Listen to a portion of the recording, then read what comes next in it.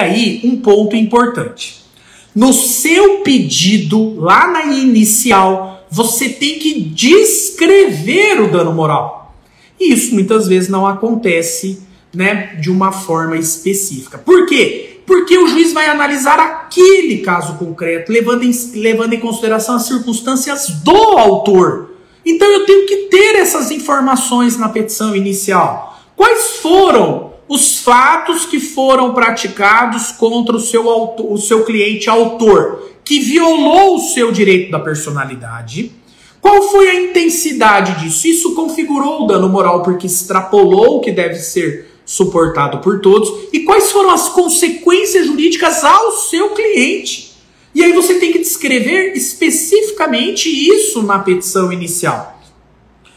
O pedido aqui do dano moral deve ser certo e determinado. Outro ponto importante, você não pode fazer um pedido de dano moral genérico para que o valor seja fixado pelo juiz. Não, você tem que apresentar um valor e descrever o fato e as consequências jurídicas para o seu cliente, para o caso concreto, para as circunstâncias específicas do seu cliente. Dano moral não admite pedido genérico.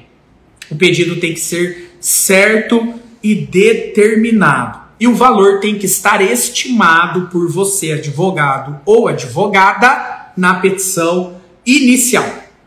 Inclusive, o valor do dano moral deve ser somado aos outros danos para efeitos de valor da causa. Artigo 292 do CPC. Logo, na sua causa de pedir, você tem que descrever qual foi o fato praticado pelo causador do dano que gerou o dano moral que você está alegando. Isso é imprescindível. E você tem que descrever qual é a ofensa ao direito de personalidade. Qual foi o direito existencial violado que merece a proteção jurídica?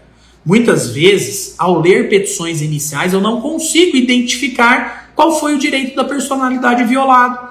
Qual foi aqui o direito que merece uma proteção jurídica. Você tem que descrever isso na inicial. E também descrever as consequências da violação do direito de personalidade para a vítima, para o seu cliente, para o autor da ação. O que configurou o dano moral e quais foram as consequências decorrentes da violação do dano moral para a vida dele. Qual foi? O que foi alterado na vida dele? O que ele teve que modificar depois desse dano moral? O que foi alterado? Quais foram as consequências jurídicas? Isso tem que estar na causa de pedir. Isso, claro, também é objeto de prova durante a instrução do processo. Bom, e aí surge um ponto importante. Como que faz o arbitramento do dano moral no caso concreto? Como que se configura aqui, né, o arbitramento do dano moral? Até para que você, como advogado ou advogada desse autor, você possa estimar o valor do dano moral, como é necessário fazer no caso concreto. E aí, o STJ, ele considera duas fases para fixação do dano moral. Vamos lá? Quais são os parâmetros que você deve se utilizar com relação à fixação do valor do dano moral? Nós temos aqui dois acórdãos do STJ, que são acórdãos paradigmáticos em relação a isso. Ao arbitramento do valor do dano moral. Compensação aqui do dano. Anotem aí. RESP 959780.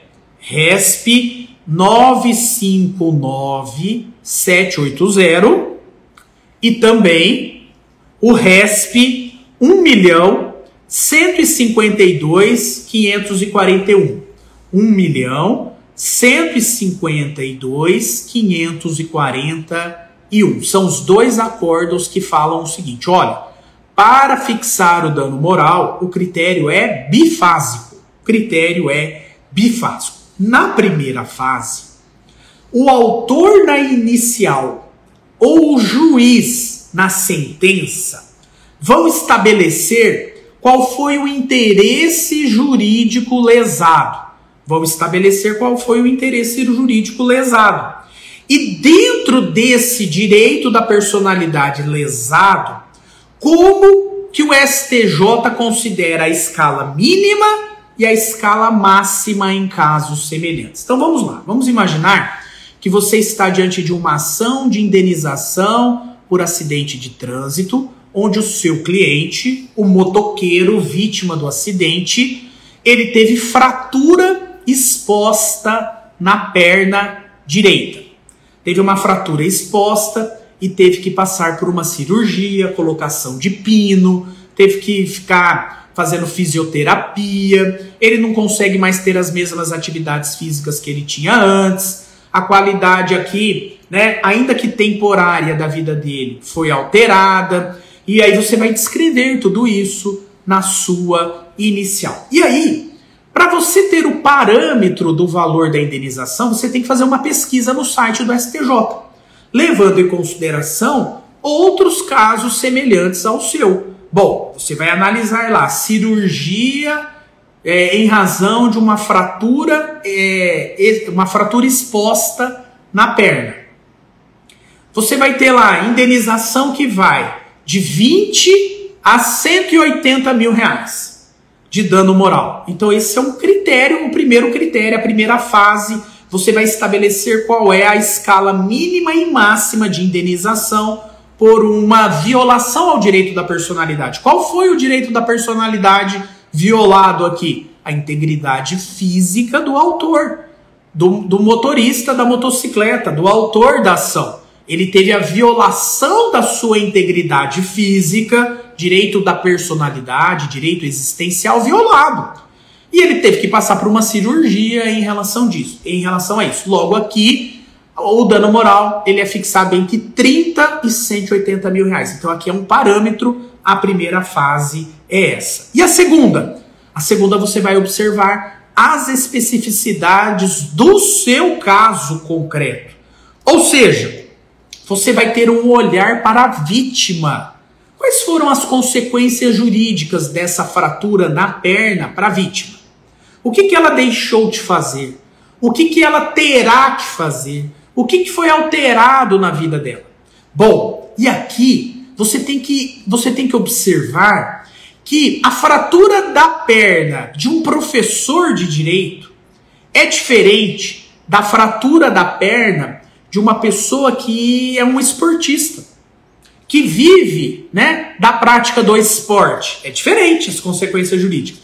Para um professor, vai trazer transtornos, vai trazer aqui problemas, mas o professor vai se ajeitar aqui. Ele vai conseguir ter uma qualidade de vida ainda razoável. Agora, para um esportista que jogava futebol, que praticava esportes constantemente, que vivia, né, de uma função em que a sua locomoção, a sua força física é importante, para ele as consequências serão outra.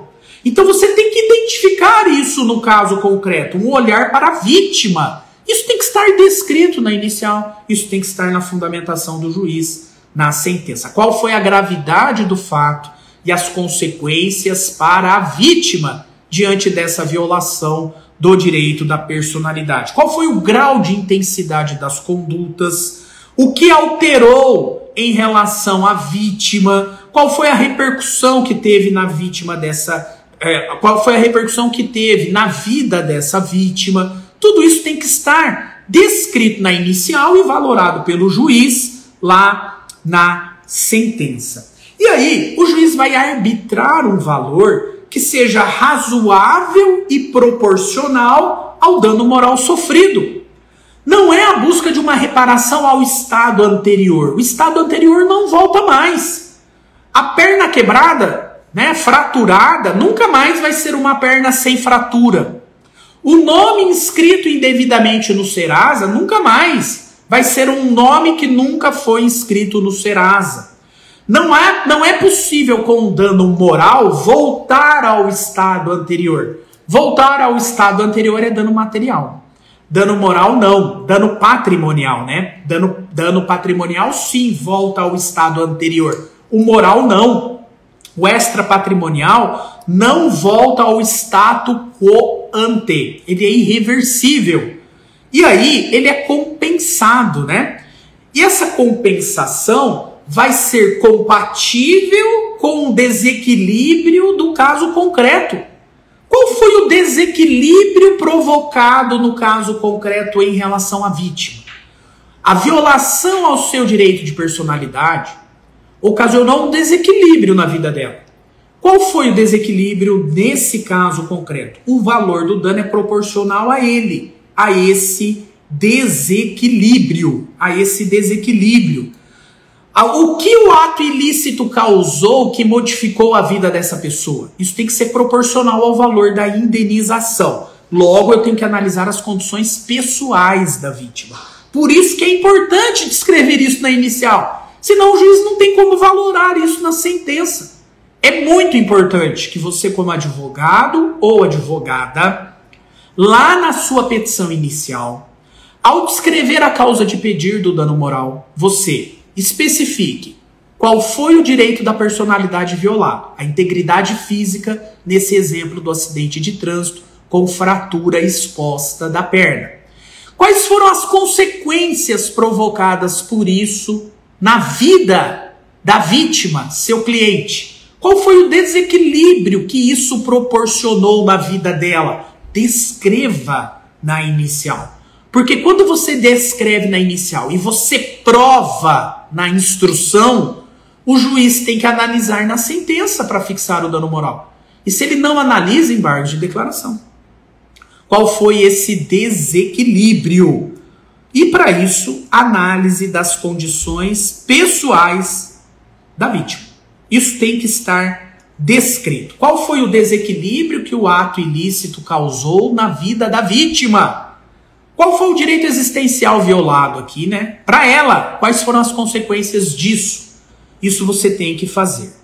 Não existe uma forma de investigar esse desequilíbrio, né? Específica. Você vai ter que trazer aqui balizas objetivas para o juiz. Qual foi o grau de irreversibilidade da lesão? Como que isso afetou o cotidiano da vítima? Qual foi a modificação do projeto de vida que ela teve? Quais foram as perdas, as frustrações? Tudo isso baseado no caso concreto. Você tem que descrever isso. E por que isso é importante? Porque você vai ter que provar isso na instrução para o juiz conhecer na sentença. Ok? E aí o juiz vai arbitrar aqui o valor do dano moral, levando em consideração tudo isso. O parâmetro máximo e mínimo dos casos semelhantes e as especificidades do caso concreto. Levando em consideração os aspectos pessoais da vítima, tá? Da vítima. É isso que é o mais importante para o juiz fixar o valor do dano moral. Combinado?